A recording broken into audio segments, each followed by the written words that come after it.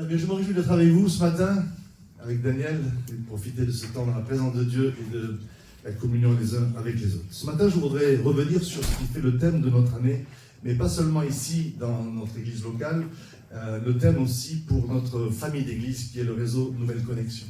Ce thème, il est fondé sur une révélation, bien sûr, de la parole de Dieu, mais sur deux textes de cette parole, qui sont importants et que j'aurais aimé pouvoir afficher, voilà, assez rapidement.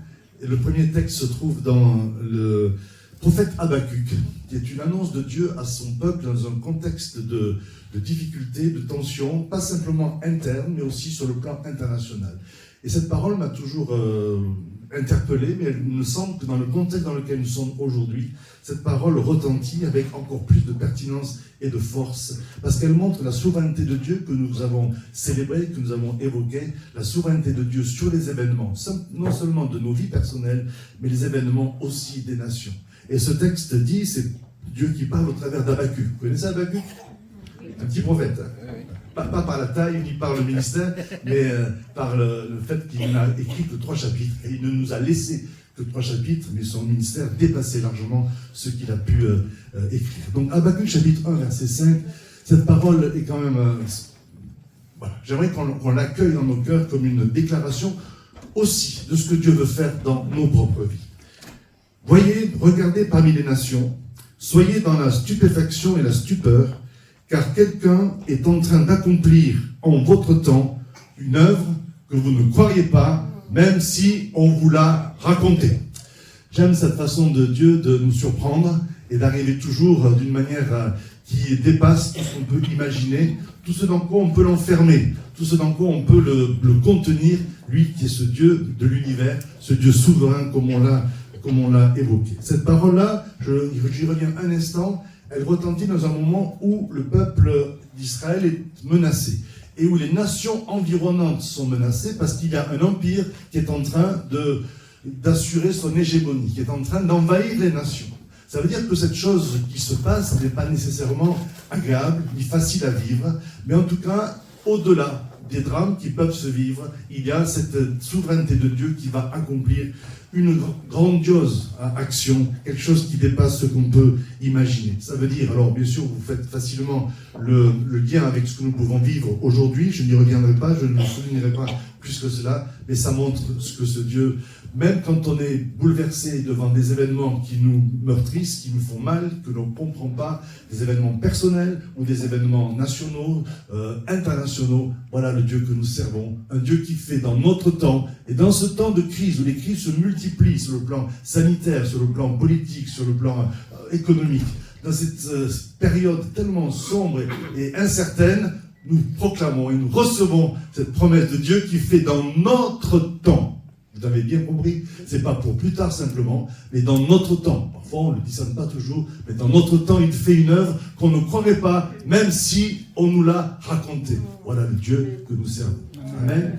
Et cette parole-là, c'est pas juste une parole comme ça isolée au fin fond d'un petit prophète qui a eu un moment d'exaltation. C'est une parole qui revient dans un moment spécial dans lequel l'Église est en train de vivre, dans le livre des Actes.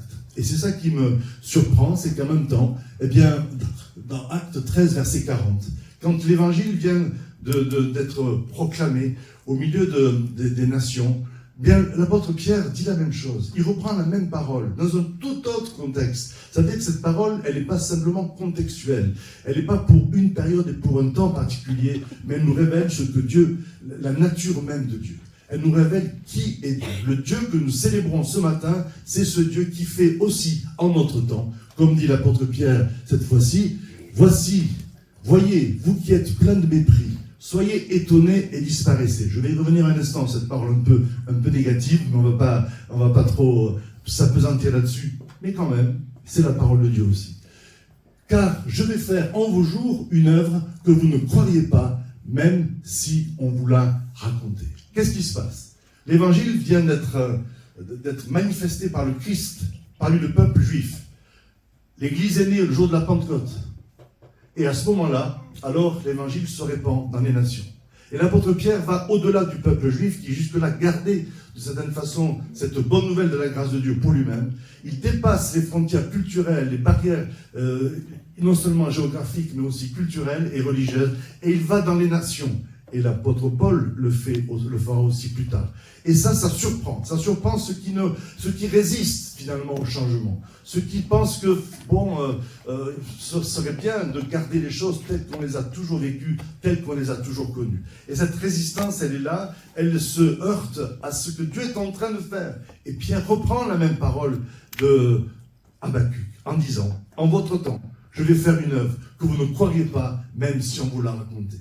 Alors au départ, bien sûr, il ne faut pas écarter la première partie du verset où il dit « Vous qui êtes plein de mépris, disparaissez, soyez étonnés, disparaissez ». Bon, ça ne nous concerne pas ce matin, ce n'est pas ce sur quoi je veux m'apesantir. Mais ça veut dire que quand même, quand Dieu fait des choses qui nous dépassent et qu'on n'est même pas capable de croire, il y a toujours en nous, ou peut-être autour de nous, des gens qui vont dire « Oh ça, est-ce que c'est de Dieu? Est-ce que c'est bien? Est-ce que c'est juste ?» et qui vont mépriser ce que Dieu fait. Et ce qui peut, et peut-être on y reviendra une autre fois, ce qui peut s'opposer à ce que Dieu veut faire de grand et d'incroyable parmi nous et au milieu de nous comme dans nos vies, c'est aussi ce sentiment non seulement de pessimisme, mais aussi de mépris. On dit, ça on l'a déjà entendu, on l'a déjà vu, on le sait. Ouais. Est-ce que vraiment Dieu est capable? Et cette attitude-là, c'est ce qui s'oppose au changement que Dieu veut faire. Alors, je le souligne, pour que si jamais on était pris par ce genre d'attitude ou de pensée intérieure, eh bien, on n'entretienne pas et on laisse la parole de Dieu, la promesse de Dieu venir nettoyer, purifier nos cœurs pour accueillir cette parole. Dieu fait en notre temps une œuvre que nous ne croyons pas, même si on nous l'a racontée. Vous pouvez appliquer cette parole à votre vie personnelle. Il y a peut-être des sujets, des tensions, des défis, des contextes dans lesquels nous nous trouvons et dans lesquels on pense que tout est bloqué, on se sent prisonnier, enfermé en nous ou autour de nous, sur le plan social, sur le plan financier, sur le plan personnel, sur le plan spirituel parfois. Et on pense qu'on n'ira pas jamais plus loin que là où on en est aujourd'hui. Eh bien, écoutez, la bonne nouvelle ce matin de ce Dieu que nous avons célébré comme le Dieu souverain, c'est que en notre temps, dans nos situations, dans nos contextes particuliers, le Dieu que nous accueillons ce matin dans nos cœurs est capable de faire une œuvre que maintenant, là, si on nous l'a raconté, eh bien, on ne la croirait même pas. On aime bien quand les prophètes viennent et nous disent les choses que Dieu va faire, et on a parfois du mal à le croire, mais là, quand Dieu lui-même viendrait nous dire ça, quand bien même il viendrait nous dire tout cela, nous ne sommes pas capables de le croire. Alors, pourquoi je dis ça? Pas pour dire, ben voilà, donc du coup ça n'arrivera pas. Non, pour dire, ouvrons-nous à ce Dieu de l'incroyable et à ce Dieu de l'impossible. Rien n'est impossible à Dieu. Rien n'est impossible à Dieu. Aucun blocage, aucune situation, aucun contexte, quel qu'il soit, ne peut s'opposer à l'accomplissement de son plan rédempteur et de son plan souverain. Et là, cette parole, j'aimerais qu'elle, non seulement, elle nous encourage, comme ça, elle nous donne un peu d'oxygène pour dépasser un moment difficile, mais qu'on l'accueille d'une manière plus profonde, comme étant un trait de notre compréhension de qui est Dieu, et qui forme notre culture, qui forme notre pensée, qui forme notre façon de voir et notre marche avec Dieu. Pas simplement sur le plan personnel, mais aussi sur le plan de l'Église, sur le plan de notre famille d'Église, et sur le plan de ce que Dieu veut faire dans nos églises, dans ce temps particulier. Pour bien comprendre, pour bien illustrer le choc que cette parole peut provoquer dans nos vies, on va prendre un moment particulier de l'apôtre Pierre. Pierre, c'est celui qui va être comme le spectateur de ce que Dieu fait dans sa propre vie et dans l'Église. On va s'arrêter sur un moment particulier que je ne vais pas relire en détail, mais dont je vais vous rappeler un peu le résumé. Pierre est dans Actes 10 et 11, si vous voulez relire ces passages-là, ça sera très bénéfique. Pierre est chez un certain Simon, qu'on appelle le courrier, de par son métier, et là, il prie.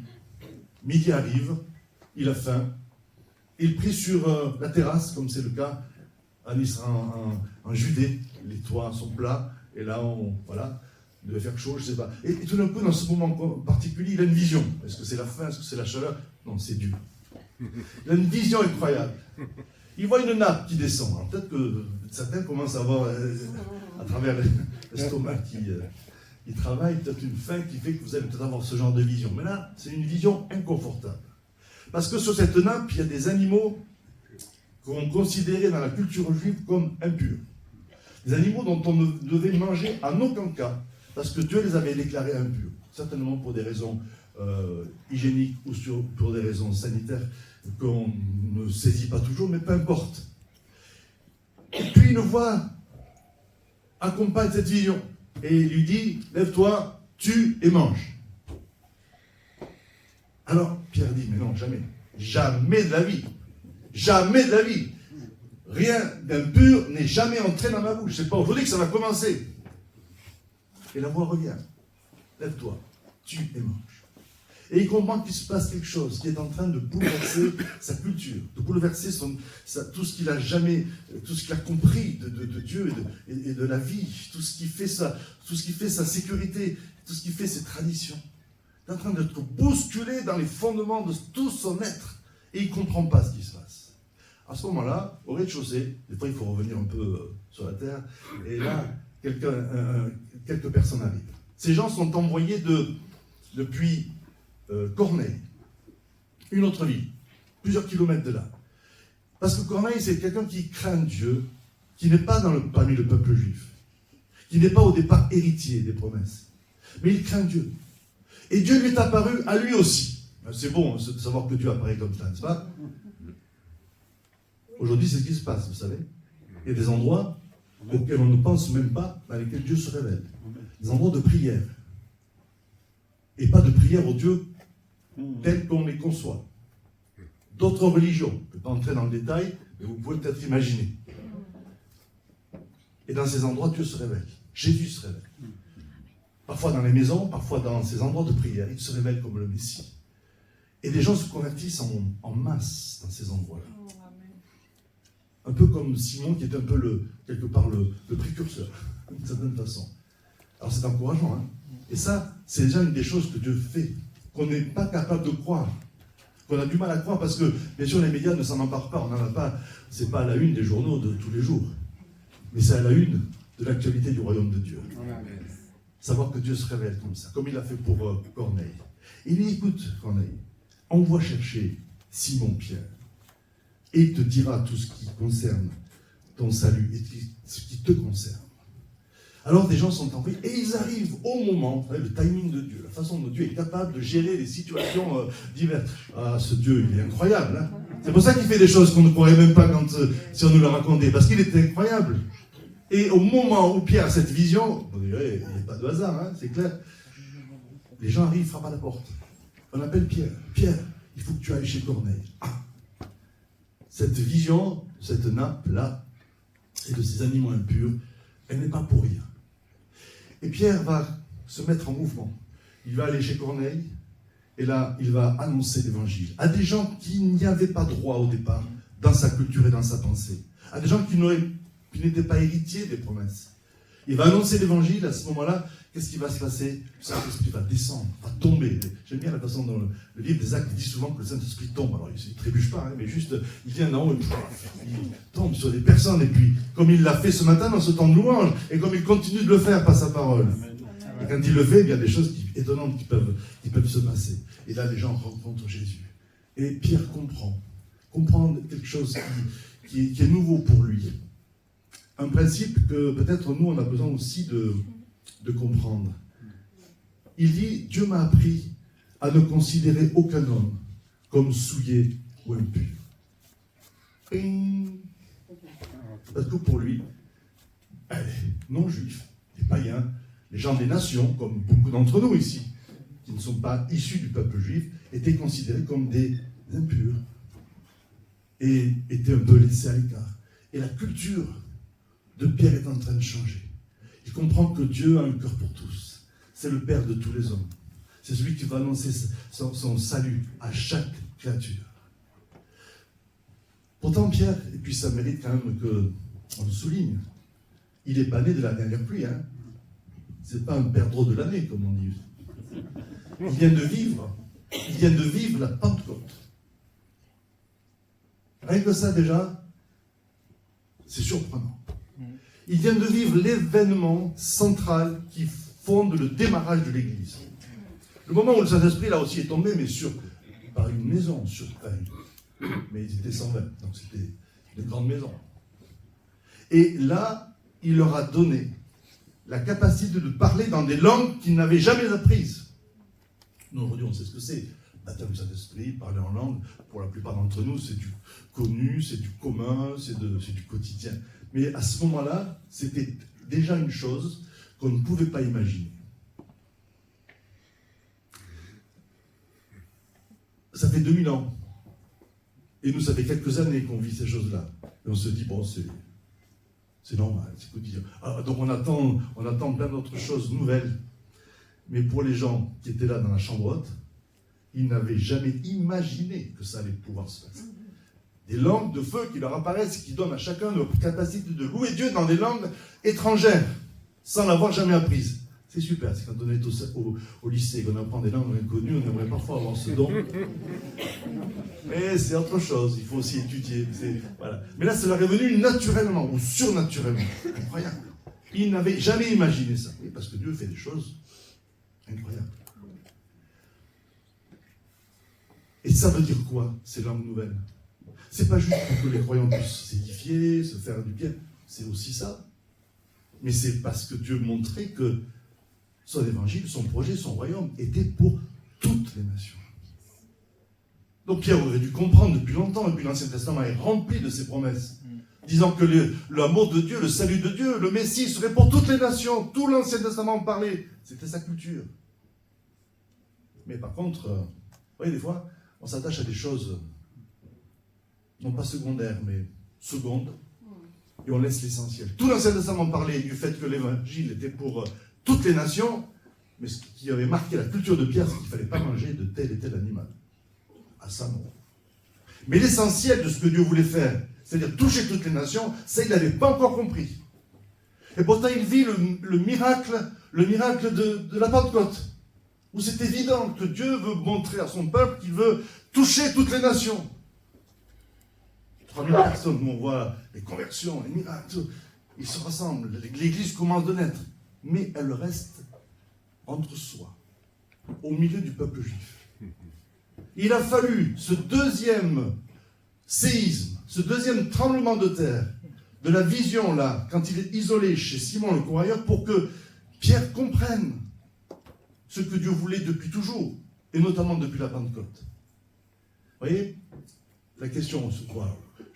Je ne suis pas là pour vous raconter une histoire seulement, mais simplement pour montrer que, malgré nos expériences, malgré notre acquis, malgré ce que nous croyons être comme croyants, malgré les réveils qu'on a pu vivre, malgré toutes les révélations qu'on a pu avoir, il y a toujours quelque chose en nous qui résiste à ce que Dieu peut faire d'incroyable et de nouveau. Alors ça, c'est pas... J'ai commencé par vous dire, Dieu fait des choses incroyables, et tout le monde, ah oui. Là, je suis en train de vous dire, attention, parce que vous n'êtes pas prêt à vivre ces choses. Je ne suis pas prêt à vivre ces choses. Et pour nous y faire entrer dans ces choses incroyables, il faut que parfois Dieu nous secoue d'une façon qu'on n'imagine pas. Prêt à être secoué par Dieu? Vous n'êtes pas obligé de dire oui, hein, parce que on peut dire oui comme ça émotionnellement sur le moment, parce qu'on a envie, mais au fond de nous, c'est beaucoup plus profond. Nos résistances sont beaucoup plus profondes qu'on n'imagine. Mais quand même, Dieu a pris ce Pierre, qui était une tête dure, hein, fort caractère, et il a travaillé avec lui, et il l'a fait entrer dans les choses incroyables qu'il voulait accomplir. Comment? Eh bien, on va voir quelques étapes, on va voir quelques principes, les signes qui se produisent quand Dieu fait des choses incroyables parmi nous. Et ce modèle-là, c'est un modèle qui est universel, qui s'applique à nos vies et qui s'applique à l'Église. Comment est-ce que je vais pouvoir entrer? Comment je vais pouvoir me laisser transformer? Comment je vais pouvoir collaborer avec Dieu pour vivre ces choses incroyables qu'il veut accomplir? Alors, on va juste suivre ce modèle-là. D'abord, ça commence par une révélation, je viens de le dire, la vision.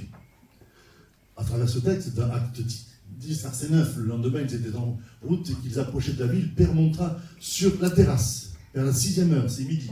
On n'est pas loin, là, tiens. Il eut faim. ait voulu prendre de la nourriture pendant qu'on l'a lui préparé, il eut une extase, il vit le ciel ouvert. Et cette nappe qui descend, je viens de vous raconter toute cette histoire.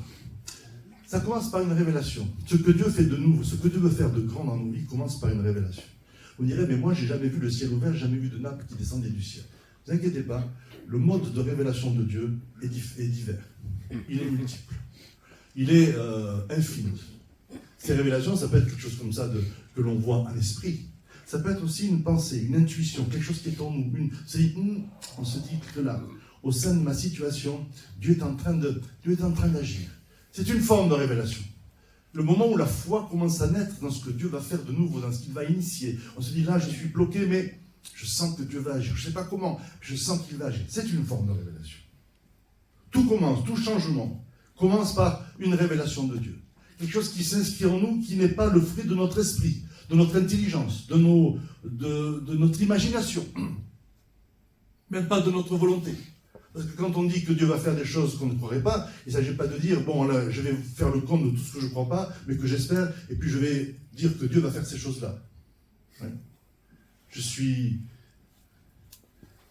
besoin d'argent, je crois que Dieu est celui qui pourvoit, donc je vais proclamer qu'il va m'apporter les provisions, oui, mais des sommes, vous savez, des fois on rêve de, je sais pas, d'héritage, ou je sais pas quoi, et je vais proclamer cela. Non, on n'imagine pas. On ne donne pas à Dieu le chemin pour faire ces choses incroyables.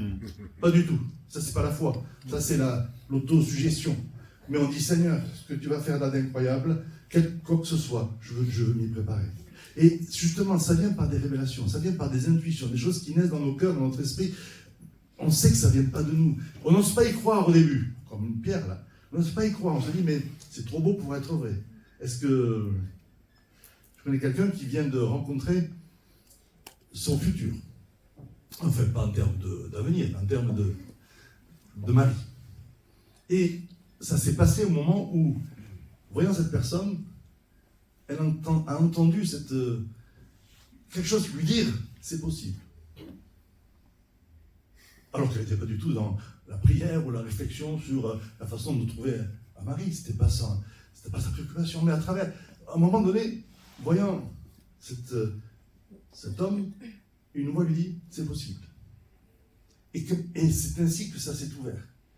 L'espoir de pouvoir engager une relation et avec celui que Dieu lui a envoyé.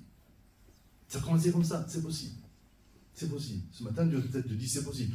Je ne parle pas de mariage, je parle de toutes sortes de choses, c'est possible. C'est possible. Tu commences à croire, tu commences à espérer, tu commences à dire il y a quelque chose de nouveau que Dieu est en train de... Et tu as un peu de mal à cela. Vous savez, dans notre famille d'église, on insiste beaucoup sur la vision du royaume de Dieu. Cette vision, c'est justement une vision. C'est une révélation. Ce n'est pas quelque chose qu'on a découvert sur le plan théologique, biblique ou par le raisonnement, c'est quelque chose qui est né dans nos cœurs à chacun. Moi, je me souviens, j'étais adolescent, j'ai rencontré Jésus, et à ce moment-là, la compréhension que l'évangile, ce n'était pas juste pour ma vie personnelle et pour mon bien-être, mais pour, au contraire, transformer et ma culture et le pays dans lequel nous sommes, et que ce royaume devait se manifester pour changer les nations et faire des nations des disciples, c'est devenu quelque chose qui a commencé tout petit. Une aspiration. Et puis c'est devenu une révélation qui a grandi. Mais au départ, personne n'en parlait. Personne n'imaginait que c'était possible. Et aujourd'hui, on est dans un mouvement d'église, et au-delà de nous, avec des millions et des millions de croyants qui croient à cette possibilité que son règne vienne. Ça a commencé par une révélation dans nos cœurs. Comment est-ce que les gens nous rejoignent en tant que ministère, en tant qu'église? Parce que Dieu leur a parlé dans leur cœur de cette perspective du royaume. Et ils trouvent au milieu de nous l'écho de ce que Dieu leur a dit. C'est pas nous qui les avons persuadés, c'est pas nous qui les avons embrigadés, c'est que simplement le Saint-Esprit parle, il fait naître des révélations dans le cœur des uns et des autres, et il nous rassemble dans une même vision. Et il nous amène à cette vision du royaume de Dieu. Alors, c'est ça, la révélation. Quelque forme que ce soit, ça commence par une révélation. Mais cette révélation ne doit pas être simplement dans l'ordre de notre esprit. Elle doit s'accompagner de la parole de Dieu. Alors Pierre, à ce moment-là, quand il est sur la terrasse, il n'a pas la Bible écrite comme nous. Vous savez ça, hein? Ça a mis 4 à 5 siècles pour que la Bible le Nouveau Testament soit formé comme nous l'avons aujourd'hui. Il n'a pas ça du tout. Il a juste le Saint-Esprit, et puis Dieu qui lui parle directement. Et Dieu continue à parler aujourd'hui directement, même quand on a la parole de Dieu. Après la parole de Dieu, alors il entend cette voix qui parle et qui s'impose. Ce que Dieu a déclaré pur ne le déclare pas comme impur. Cette voix, elle revient à plusieurs reprises. Et je voudrais dire ici que tous nos changements, tout ce que Dieu va faire d'incroyable, tout ce que Dieu va faire de grand, de nouveau, dans l'Église ici, dans notre mouvement d'Église, dans notre nation, va aussi reposer sur l'autorité de la parole de Dieu. Nous sommes un peuple de croyants qui veut à la fois marcher par l'Esprit et aussi fonder ce que l'on reçoit sur la parole de Dieu. La seule chose que je veux souligner ici, c'est que parfois nous avons une relation figée avec la parole de Dieu. Et la chose que le Saint-Esprit va faire en ce moment, et de plus en plus, c'est qu'il va nous bousculer dans notre compréhension de la parole de Dieu. J'étais il y a quelques semaines dans une pastorale rencontre de pasteurs à Toulouse. Et là, on a abordé un thème douloureux qui était les violences faites aux femmes dans l'Église et dans la société. Et on a fait le tour de cette question sur le plan sociologique et puis sur le plan biblique. Parce qu'on sait que parfois certains se servent de textes bibliques pour exercer une domination sur la femme. Et j'ai commencé mon intervention en disant: que pensez-vous du texte? L'homme est le chef de la femme.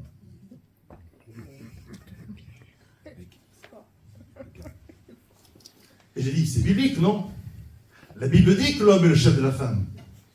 Bien sûr, la personne n'ose. Ne dites pas amen, s'il vous plaît, parce que vous savez tout ça, vous déjà. Mais avec ces pasteurs, je n'étais pas sûr de savoir. On croit que c'est biblique. On croit que c'est biblique parce que cette parole fait écho à notre culture. Elle rencontre un peu le machisme qui est dans le cœur de l'homme. Quand on s'arrête sur le texte biblique, qui n'a pas été écrit en français, eh bien le mot chef, on le sait, on a fait des séminaires ici ce soir, je vous rappelle juste, le mot chef, c'est le mot tête. Et donc c'est pas chef au sens de petit chef, hein, celui qui domine, celui qui impose, celui qui contrôle. Non, c'est tête. Tête ou source. Source. Quand la Bible dit que Christ est le chef de l'Église, ça veut dire qu'il est la source de l'Église. L'Église est née de son œuvre et de son amour. Et il s'est donné pour elle. Vous voyez la différence entre deux traductions? Un même mot dans la Bible, traduit avec une connotation machiste due à la culture des traducteurs, qui restent des hommes ou des femmes. Mais quand on s'arrête sur le texte original, on s'aperçoit que ce n'est pas du tout le sens biblique. Mais que le sens biblique, c'est source. Alors il est notre Seigneur, le Christ est le Seigneur de l'Église. Mais il l'est comment? Par le fait qu'il s'est donné lui-même. Le modèle de son autorité, c'est le don de lui-même. Et c'est ce modèle-là d'autorité qu'il transmet et qu'il nous invite à vivre. L'apôtre Paul dira dans la même pensée, dans Éphésiens, femmes, soyez soumises à vos maris, mais maris, aimez chacun votre femme comme Christ a aimé l'Église et s'est livré lui-même pour elle. Yes. C'est dans ce sens-là que l'homme est le chef, ou plutôt la source de la femme. Il ne l'est pas pour instaurer une dimension de dominant-dominé, mais il l'est pour, au contraire, servir, pourvoir, accompagner, aimer et se donner. C'est le sens de l'autorité, à tous les niveaux. Parents, couple, société, magistrat, politique. C'est le sens de l'autorité dans l'Écriture. Vous voyez? Alors, la Bible dit que... moi, je deviens... Alors bon, entre nous, là, mais je deviens méfiant avec les gens qui viennent et disent « La Bible dit que... » Bah oui. Plus on est véhément en disant « La Bible dit que », je dis véhément, hein, pas convaincu, mais véhément. Plus ça cache des choses graves, parce qu'on manipule la parole de Dieu pour lui faire dire ce qu'on a envie qu'elle dise, ou ce qu'on croit qu'elle dit. Donc ici, quand on dit que la parole de Dieu est importante pour rester dans les nouvelles choses, ça veut dire que cette parole, elle ne doit pas être celle qui est figée dans notre esprit, celle qu'on a reçue par tradition, celle qu'on veut maintenir parce qu'on pense que vraiment il faut... Non, elle doit être renouvelée par la compréhension du Saint-Esprit. On a besoin que le Saint-Esprit éclaire notre intelligence pour faire comprendre ce que la Bible dit vraiment. Je ne mets pas en cause l'autorité de la parole de Dieu, je mets en cause l'interprétation qu'on en fait quand elle dévie du plan et du cœur de Dieu. Alors on n'est pas dans une église, on est dans une église biblique, mais on n'est pas dans une église qui idolâtre des traditions et des compréhensions bibliques figées qui enferment les hommes et les femmes dans l'esclavage. Amen. Les changements dans lesquels nous voulons être passeront toujours par une révélation de Dieu qui va être appuyée par une parole révélée de manière nouvelle. Que Dieu ouvre notre intelligence, que Dieu ouvre notre pensée et qu'il illumine les yeux de notre cœur pour qu'on comprenne sa parole. D'accord? L'autorité de la parole de Dieu, oui, mais de la parole de Dieu, pas de celle que je crois parfois à tort être la parole de Dieu. Qu'est-ce que fait Pierre après? On va avancer un peu. Pierre, c'est le cas de le dire, il est parti, donc on va avancer avec lui. Donc, les changements que Dieu produit dans nos cœurs, c'est ça. Une intuition, une révélation, quelquefois que ça. Et puis la parole qui vient éclairer. Ah, mais oui, mais la Bible. Après, on est vraiment dans ce que l'Écriture dit. Et après, Pierre s'en va. Dieu m'a montré qu'il me ferait dire d'aucun homme qu'il est souillé ou impur. C'est pourquoi, quand vous m'avez envoyé chercher, je suis venu sans faire d'objection. Je vous demande donc pour quelle raison, etc. Dans Acte 10, Pierre s'est mis en route. C'est bien beau que Dieu nous révèle son plan, sa parole, mais il faut aussi avancer sur sa parole. C'est la marche par l'Esprit. Il faut aussi se mettre en route. Il faut aussi mettre notre quotidien au diapason de la parole de Dieu. Quand on a découvert, et quand on continue, alors qu'on continue de découvrir la révélation du royaume de Dieu, une des révélations, ça a été de croire que Dieu donnait ces 5 ministères dont on parle souvent à l'Église. Apôtre, prophète, évangéliste, pasteur, enseignant. Et puis, continuant dans cette révélation, c'est de découvrir que ces ministères-là ne sont pas que pour l'Église, mais peuvent aussi s'exercer dans la société. Et que le métier dans la vie du royaume de Dieu, la profession, ce n'est pas un gagne-pain, c'est l'exercice de notre vocation et de notre service pour Dieu. Sans que ce soit inférieur, secondaire par rapport au ministère qui sert dans l'Église. C'est une révélation toute simple, ça paraît évident, mais quand on a eu cette révélation au tout départ, on nous regarde avec des grands yeux. On y regarde tout à l'heure. Mais en tout cas, sur ce point-là, ce que je veux dire, c'est qu'il a fallu se mettre en route pour vivre cette révélation. Il a fallu que dans nos églises, et c'est ce qu'on fait ici, on ne s'occupe pas simplement de la santé spirituelle des croyants en enseignant la Bible, en priant, ça c'est important. Mais on accompagne les entrepreneurs. On accompagne chacun dans son projet professionnel quand ce projet est une réponse à l'appel de Dieu. Et c'est ce qu'on essaie de faire. Mais pas que dans l'église. C'est ce qu'on essaie de faire dans notre famille d'église. En proposant des formations, il y en a une le 26 au 28 avril. Vous avez entendu parler, mais vous allez en entendre parler encore. Pour les ministères de la société. Il a fallu agir de manière intentionnelle. Parce qu'on en parlait depuis longtemps, mais ça ne bougeait pas vraiment. Parce qu'on peut savoir, on peut avoir des révélations, des compréhensions de la parole de Dieu qui sont justes, et si on ne se met pas en mouvement de manière intentionnelle pour y entrer, ça ne vient jamais au monde, ça ne vient jamais à la réalité. Et cette formation est une façon pour nous c'est la deuxième maintenant, d'accélérer le pas, pour libérer le potentiel du peuple de Dieu, se mettre en mouvement. Ce que Dieu vous montre, ce que Dieu vous révèle à sa parole, tout à l'heure on parlait de la relation avec notre conjoint, eh bien voilà, il ne s'agit pas de le savoir, il ne s'agit pas de l'entendre, il faut aussi se mettre en mouvement, il faut aligner sa vie sur ce que Dieu dit. C'est ça la marche par l'esprit. La marche par l'esprit, c'est pas être téléguidé pour dire va à droite, va à gauche. Dieu peut le faire à certains moments, évidemment. Mais la marche par l'esprit, c'est avoir une vie qui soit en conformité avec le projet de Dieu, avec la parole de Dieu, avec son intention.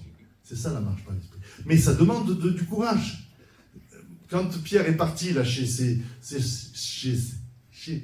étrangers, moi je pensais à lui quand il a mis le pied hors de la barque. Il marchait sur l'eau. Il était convaincu de ce que Dieu lui avait dit, mais bon, c'était pas gagné. Marcher par l'esprit, c'est avancer dans la foi de ce que Dieu nous dit, en restant bien sûr dans l'humilité. Alors, ça c'est la troisième étape, j'avance un peu. La marche par l'esprit, révélation, parole de Dieu, marche par l'esprit, puis la sagesse aussi. Il y a un truc qu'on imagine, qui passe un peu inaperçu quand on lit ce récit extraordinaire, que j'ai essayé de rendre encore plus, pas encore plus extraordinaire, mais encore plus vivant. C'est que Pierre, alors qu'il était fort de la révélation de Dieu, convaincu quand même de ce que Dieu faisait, il n'est pas parti tout seul. Et c'est ça, ce principe que j'appelle la sagesse. Il n'est pas parti chez Corneille, comme ça en disant « Dieu m'a parlé, j'y vais ». Non, il a pris des gens avec lui. Et l'Écriture dit qu'ils étaient six frères. Alors, pourquoi que des hommes, ça c'est, je vous laisse, je n'entre pas dans ce détail, mais en tout cas, 6 personnes. Et ça c'est important. Quand Dieu nous parle de choses incroyables, parfois on croit qu'on est les seuls à qui Dieu nous parle. Et on s'en énorgueillit un petit peu, on dit oui, non. Si Dieu vous parle, Dieu parle à d'autres personnes. Et il faut vérifier ce qu'on reçoit. Il faut le confronter. Il faut le soumettre. De façon à ce qu'il n'y ait pas de solitude. Dans ce que Dieu va faire de nouveau, qu'est-ce qu'il va faire de nouveau? L'Église va, dans quelques années, ne ressemblera plus du tout, plus seulement à ce que nous avons connu jusqu'à maintenant. Il y a plein de choses qui vont se passer, donc peut-être on y reviendra un petit peu, et que je ne veux surtout pas anticiper de manière pour enfermer ce que Dieu va faire. Mais il y a plein de choses que Dieu va ouvrir, des champs nouveaux que Dieu va ouvrir, des façons de vivre, l'Église qu'il va susciter. On va aller vers des choses nouvelles. Et dans tout cela, on n'est pas dans l'isolement, on est dans la confiance avec des gens de référence. Avec des gens, vous savez, Élie, quand il est le vecteur de ce miracle incroyable, vous vous souvenez, pour ceux qui lisent la Bible ou qui ont lu la Bible, Élie vient de voir le feu du ciel tomber sur un holocauste, c'est-à-dire un lieu de sacrifice qu'il avait rempli d'eau. Il ne faut pas que ce soit attribué à un phénomène climatique. Il remplit d'eau un autel où il avait mis je sais pas moi, de la paille, du bois, et sur cet autel imbibé d'eau, le feu tombe, pour démontrer la puissance de Dieu par rapport aux faux prophètes, à l'occultisme et à ceux qui pratiquaient justement l'occultisme. Et bien après cela, alors qu'il vient de vivre le miracle de sa vie, il sombre dans la dépression.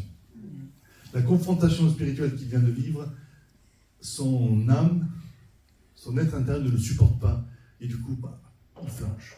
Et là, il dit à Dieu, je suis resté tout seul. Et Dieu dit, allez, stop, arrête tes jérémiades, regarde, j'ai réservé 7000 hommes, c'est pas rien, qui n'ont pas fléchi le jour devant Baal. Et quand Dieu nous révèle des choses nouvelles, innovantes, on n'est pas dans une attitude de mépris, de morgue par rapport aux autres, comme si on était la nouvelle génération. Je ne parle pas de l'âge, je parle de la nouvelle Église, la nouvelle révélation. On est conscient que Dieu parle à son peuple. Et on a besoin de connecter avec ceux qui le rassemblent dans une même pensée et une même révélation. Vous comprenez cela? C'est ce que Pierre a fait ici à son niveau. 6 personnes. Ça va être important plus tard. On le verra au moment où il va être justement le moment suivant où il va connaître l'opposition. Les choses nouvelles que Dieu va faire, nous nous y opposons nous-mêmes déjà, mais elles vont aussi susciter, parfois, l'opposition de notre entourage. Ce n'est pas une chose qu'on recherche, ce n'est pas une chose dont on se réjouit, mais c'est une réalité. Réalité parfois dans les familles, réalité aussi dans le monde chrétien et le monde évangélique. L'idée d'une unité sentimentale dans laquelle tout le monde est d'accord et qui fait qu'on ne va surtout pas avancer dans ce que Dieu fait de nouveau pour ne pas choquer, ça, c'est pas l'unité selon Dieu. L'unité, c'est Dieu qui la donne, on veut la vivre pleinement, honnêtement, on s'y engage, mais elle n'est pas un compromis avec la vérité, elle n'est pas un compromis avec la révélation de ce que Dieu veut faire de nouveau et dans lequel on veut entrer. Et parfois, entrer dans ce que Dieu fait de nouveau peut susciter de l'opposition. Ici, Pierre est pris à partie. Moi, j'aime l'église des Actes parce que ça chauffe. Je ne sais pas ce que vous en retenez, si vous ne retenez que les miracles, très bien, mais vous avez une lecture un peu avec des lunettes qu'il faut changer. Parce que l'Église des Actes, c'est aussi des combats, des confrontations. Et ici, ceux qui étaient circoncis, donc les Juifs, chrétiens, plutôt messianiques, on dit, cela ne supporte pas ce que Pierre est en train ce que Pierre a fait. Vous imaginez si ça se sait, mais où va-t-on? Jusqu'où on va aller? C'est comme ça quand Dieu fait les choses nouvelles. Mais jusqu'où on va aller? Mais jusqu'où on va aller? La grâce, mais jusqu'où quand même? Et ainsi de suite. Toujours la peur. Jusqu'où? Alors ils le prirent à partie. Et tu es entré chez les incirconcis, tu as mangé avec eux. Ah là là là là. Il a dû passer un mauvais quart d'heure. D'où l'importance d'être là avec le témoignage de gens qui l'ont accompagné. Mais cette opposition, elle est réelle. Puis tout à l'heure, quand nous avons commencé à répandre la vision du royaume de Dieu, on a été, et c'est parfois encore le cas, soupçonné d'un tas de choses, y compris de vouloir prendre le pouvoir dans les pays. Vous savez, alors c'est pas que dans l'Église, mais dans la société aussi. Vous avez tous entendu parler de cette émission, les évangéliques, ceux qui veulent conquérir le monde. Vous avez déjà vu ça. Alors, qui est des évangéliques qui veuillent, dans certains pays outre-Atlantique, prendre le pouvoir sur un plan politique? Malheureusement, c'est un fait. Mais ce n'est pas lié à la vision du royaume de Dieu. Notre vision du royaume de Dieu, ça n'est pas de prendre le pouvoir, c'est de témoigner et de servir dans la société pour incarner l'amour de Dieu et la grâce de Dieu. Et être présent dans toutes les sphères de la société. Oui, bien sûr. Mais pas pour imposer notre foi, ni notre morale, simplement pour témoigner. Témoigner du bonheur, de la bénédiction qu'il y a à être en communion avec Dieu et être au bénéfice de sa parole. C'est pas pour moraliser, c'est pas pour imposer, c'est pas pour dire qu'on est supérieur, c'est dire que simplement, il y a une autre voie. C'est pour témoigner. Il y a une autre voie, il y a un autre chemin que celui qu'on suit généralement, même si les braves gens n'aiment pas que. Il y a un autre chemin. Il y a un autre chemin. C'est ça notre attitude. Être dans le témoignage et pas dans la prise de pouvoir. Mais encore aujourd'hui, oh, potenti, oui, oui, d'accord, mais je ne vous dis pas les noms parce que c'est des noms techniques, ça ne dit rien, mais on dit dominioniste aujourd'hui. Hein, c'est ceux qui veulent prendre quoi. Ah, mais attention, j'étais dans une ville l'autre jour, il y a quelques temps, annoncé pour un séminaire sur le royaume de Dieu, et le pasteur a reçu quelques coups de fil. Ah, vous savez, les potenti, c'est un dominioniste, attention. Ça fait sourire, parfois ça fait pleurer, mais enfin, c'est tellement... Bon. Je reviens sur ce que je voulais dire. Cette vision du royaume de Dieu, elle n'est pas acceptée partout. La vision des saints ministères n'est pas acceptée partout. Beaucoup de gens dans le monde évangélique pensent que les prophètes et les apôtres étaient pour le premier siècle, point, et qu'il n'y en a plus depuis. Et vous avez des livres, des théologiens qui sont des gens de renom et des gens respectables, et que nous respectons, qui s'opposent à cela. Le fait de dire qu'on peut être un ministère envoyé dans la société avec une dimension apostolique ou prophétique, certains disent ben non, ça c'est pour l'Église. Où va-t-on si on reconnaît des ministères dans la société? Et ainsi de suite. Et ainsi de suite. Donc ça suscite l'opposition. C'est une réalité. Mais pour autant, on ne s'en réjouit pas, on ne la provoque pas, on ne nourrit pas une attitude de persécution, hein, un esprit de persécuter, pas du tout. On continue d'avancer humblement, avec beaucoup d'autres encore, dans ce que Dieu nous montre. Et puis à un moment donné, eh bien, ce que Dieu nous montre s'impose à tout le monde. C'est le sceau de Dieu. Quand ils ont appris que le Saint-Esprit était descendu sur tous ceux qui écoutaient la parole, et quand ces gens qui s'opposaient à Pierre ont vu cela, eh bien ça a été peut-être l'unanimité à ce moment-là. Ça a été le moment où ils ont vu que Dieu mettait le sceau à la vision de Pierre. Ce qui va mettre le sceau à tout ce que Dieu va faire nous montre de nouveau, Oui, il manque une lettre, je sais. J'ai toujours pas, je le sais depuis longtemps, je ne l'ai toujours pas. Mais oui, quand Dieu déverse sa puissance, c'est le sceau de Dieu, mais là, c'est pas celui dont je parle. C'est le sceau S, j'avais oublié. Merci. S-C-E-A-U. Je ne supporte pas les fautes de frappe, y compris dans les chants. Ça, c'est bon, ça. Juste au passage. Mais je ne les supporte pas non plus quand c'est moi qui les fais. Voilà. Donc du coup, on est 1 à 1, balle au centre. Donc tout le monde a corrigé, c'est le sceau au centre de tampon de Dieu.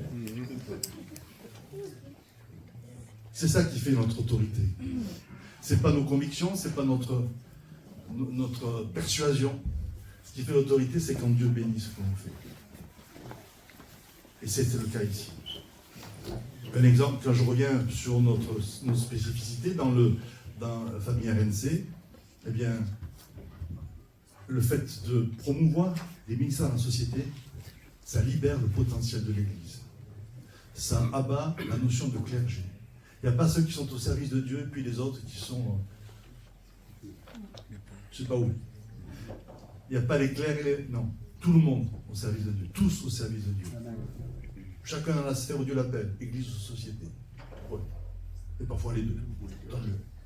Donc, et ça ouvre l'horizon de centaines de chrétiens qui pensaient devoir subir leur vie professionnelle et qui découvrent qu'ils sont au service de Dieu, à plein temps.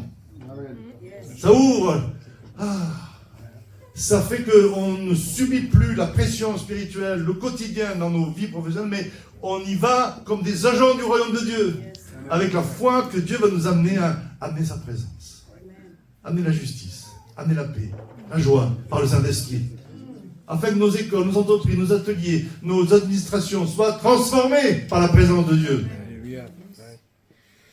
C'est un combat, c'est pas comme ça, mais au moins ça donne un sens à ce qu'on fait au quotidien. Ça, c'est le sceau de Dieu. Je vois des hommes et des femmes qu'on accompagne dans leur métier et qui commencent à s'ouvrir à cette révélation et qui changent entièrement et qui rentrent dans une dimension de foi, de confiance, de plénitude, de réconciliation entre la vie professionnelle et leur vie intérieure. Il n'y a plus le monde, donc il n'y a plus l'église du dimanche matin et puis après le boulot des 7 jours, 6 autres jours de la semaine. Non, il y a le royaume de Dieu partout. Partout. Partout. Ça change la vie. Ça, c'est le sceau de Dieu. Personne ne peut provoquer ça. Personne ne peut le produire, sinon Dieu. Amen. Et finalement, justement, ce que Dieu fait, qui peut être incroyable au départ, qui peut être source d'opposition, de contestation, ça finit par être accepté. Après avoir entendu cela, acte 11, verset 18, ils se calmèrent. Alors, c'est pas Pierre qui dit, du calme, hein? Non. C'est la révélation de Dieu. Ils se calmèrent et glorifièrent Dieu en disant, Dieu a donc accordé la repentance aux païens. Ah ben ça alors, oui, ça fait déjà des années que la Pentecôte était venue. Hein. Mais voilà, on a besoin de révélations successives et de bouleversements successifs pour entrer dans ce que Dieu fait de nouveau et d'incroyable. Et aujourd'hui, alors pour ne prendre que cet exemple-là, le fait de l'exemple des ministères de la société, aujourd'hui, beaucoup de gens trouvent ça évident. Alors ça fait un peu râler, parce qu'il y a 30 ans et 40 ans, quand on enseignait ça, on nous regardait avec des yeux plus que soupçonneux. Aujourd'hui, tout le monde en parle comme si c'était évident. Mais c'est bien, parce que ce n'est pas nous qui avons persuadé quiconque. C'est le Saint-Esprit qui a répandu cette révélation dans un large cercle de croyants et d'églises. C'est lui qui le fait. Alors on s'en réjouit. À lui soit la gloire. On ne se glorifie pas des choses nouvelles que Dieu fait à travers nous. On ne s'en glorifie pas parce que c'est Dieu qui les fait. On peut être pionnier, très bien. Bon, pourquoi pas, mais c'est Dieu qui les fait. Et à la fin, c'est lui qui en a la gloire. Amen. Alors, Dieu est en train de faire en votre temps, en votre vie, en votre contexte, une œuvre que vous ne croyez pas, même si on vous l'a raconté. Dans ce département du Gers où Dieu nous a plantés, Dieu fait des choses incroyables. Et tout ce qu'on a envie, toutes les annonces, etc., qui vont être évoquées, en sont le signe. Je ne vais pas entrer dans le détail, mais par quoi je veux terminer, c'est par cette parole qu'on connaît bien, qu'on aime particulièrement. Pourquoi est-ce que Dieu fait des choses qu'on ne croirait pas, même s'il nous les racontait? Parce que, justement, il est celui qui peut faire infiniment au-delà de tout ce qu'on peut penser ou même demander. Alors à lui soit la gloire, dans l'Église, en Christ Jésus, dans toutes les générations. Amen. On peut juste se lever et lire ce texte comme une façon de dire oui Seigneur, je suis prêt pour les choses nouvelles et incroyables que tu vas faire. Je suis prêt à ce que tu bouscules en moi mes résistances et mes blocages pour me faire entrer dans ces choses nouvelles. Et nous disons que cela nous le devons à la puissance de l'Esprit de Dieu qui agit en nous. Ah, c'est moi qui ai arrêté? Mais vous le connaissez par cœur. Or, à celui qui, par la puissance qui agit en nous, peut faire infiniment au-delà de tout ce que nous pensons ou demandons, à lui soit la gloire dans l'Église, dans Christ Jésus, dans toutes les générations, au siècle des siècles. Amen. Amen.